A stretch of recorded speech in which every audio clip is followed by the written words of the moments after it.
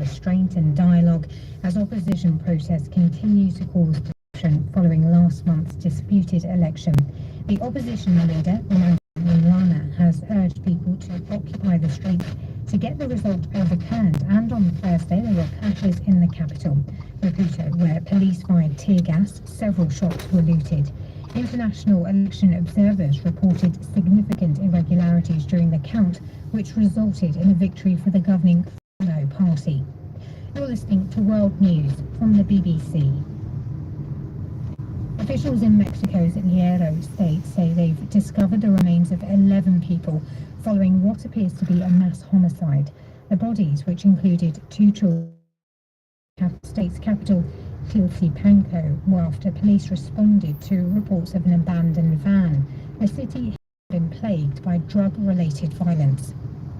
The Lebanese army says an Israeli strike near an army checkpoint in the southern city of Sudan has killed 3 people and wounded 3 soldiers and 4 United Nations peacekeepers.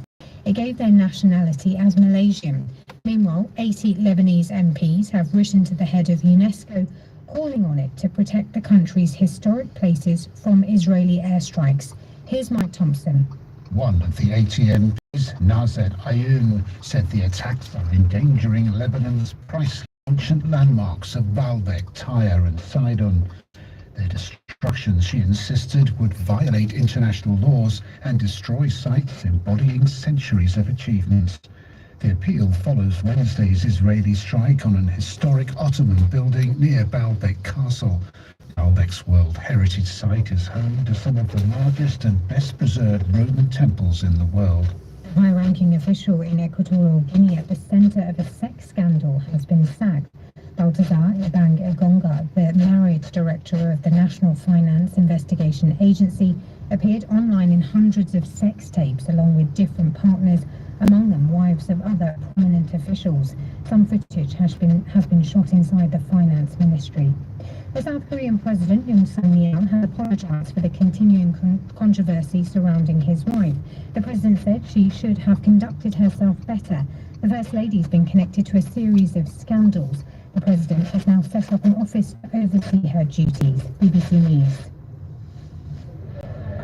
Hello and a very warm welcome to OS here on the BBC World Service with me, Mark Lowen. We are broadcasting live from the heart of the BBC's newsroom here in central London, where it is a moment of leaders speaking, because I am looking at the screens in front of me, broadcasting live pictures from across the world, and no fewer than 2 leaders speaking now.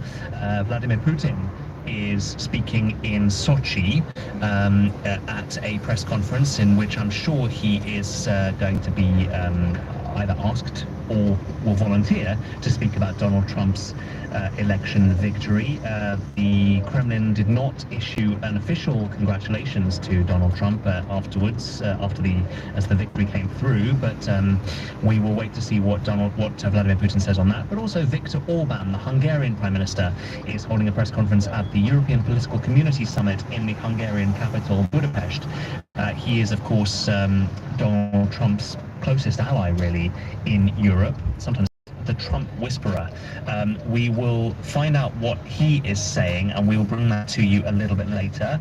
But we start off this hour with another leader's address, that of Joe Biden, who has just spoken in the Rose Garden of the White House in his first public speech since the election victory of Donald Trump. You might remember that President Biden ended in July amid mounting criticism of his poor debate performance against Mr. Trump. And of course, he endorsed Kamala Harris as the best person to replace him in the race. Let's hear what he had to say a short while ago. For over 200 years, America has carried on the greatest experiment in self-government in the history of the world. For the people. The people vote and choose their own leaders, and they do it peacefully. And we're in a democracy. The will of the people always prevails. Yesterday, I spoke with President-elect Trump to congratulate him on his victory. And I assured him that I would direct my entire administration to work with his team to ensure a peaceful and orderly transition. That's what the American people deserve. Yesterday, I also spoke with Vice President Harris. She's been a partner I'm a public servant. She ran an inspiring campaign and everyone got to see something that I learned early on to respect so much, her character. She gave her whole heart and effort, and she and her entire team should be proud of the campaign they ran. I know for some people, it's a time for victory, to state the obvious. For others, it's a time of loss.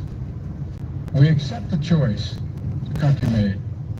I've said many times, you can't love your country only when you win. You can't love your neighbor only when you agree. Something I hope we can do no matter who you voted for. On January 20th, we'll have a peaceful transfer of power here in America.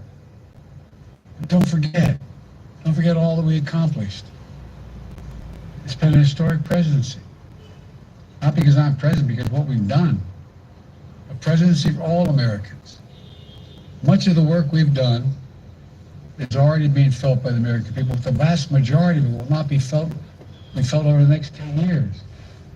We're going to have the legislation we passed. It's just only now just really kicking in. We're going to see over $1 trillion worth of infrastructure work done, changing people's lives in rural communities and communities that are in real difficulty. Because it takes time to get it done. Together we've changed America for the better.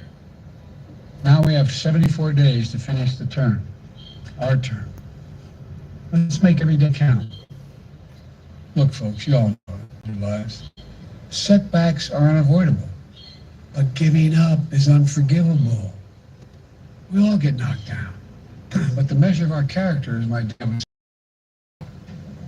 We need to keep going, and above all, we need to keep the faith. President Biden urging people to keep the faith there in the Rose Garden at the White House. Well, let's speak to the BBC's Will Grant, who is in Florida at the moment, the sunny state of Florida, where Donald Trump, of course, was watching the results coming through and where he declared victory. Will, good to talk to you again. I'm sure you were also listening to that statement in Washington, D.C., the pointed remarks about the peaceful transfer of power, a reference there to what happened, of course, 4 years ago, and perhaps a subtle dig at Donald Trump. Yeah, absolutely. President Biden has made it clear he's going to extend the courtesies to Donald Trump that Donald Trump didn't extend to him. And they're twofold in essence. The first is that his team will fully work with the Trump transitional team to make sure that the movement from one presidency to the next is smooth, to make sure there's a smooth entry to the White House, that the various different government departments are ready for change. But the other one is not just symbolic, I think. It's sort of important in terms of what President Biden referenced in his speech, the peaceful transfer of power. And he will attend the inauguration ceremony on the 20th of January, and that will in essence be as it has always been, except for the time that Donald Trump passed to President Biden when he didn't attend. Well, moving forward from Biden to Trump, as the news will inevitably do, we've got a couple of questions that have been sent in to us, actually, which we will play. The first one is from a listener in Afghanistan about the Middle East. I'm from Afghanistan. I just wanted to ask about the current crisis of current in the Middle East between Israel and Palestinians. Could Trump would be able to navigate the current crisis, or it would be increased in his presidency? Question there about the global implications of Trump Mark II. How did they navigate the Middle East crisis? Well, of course, I'm glad you're presenting the program there, because I think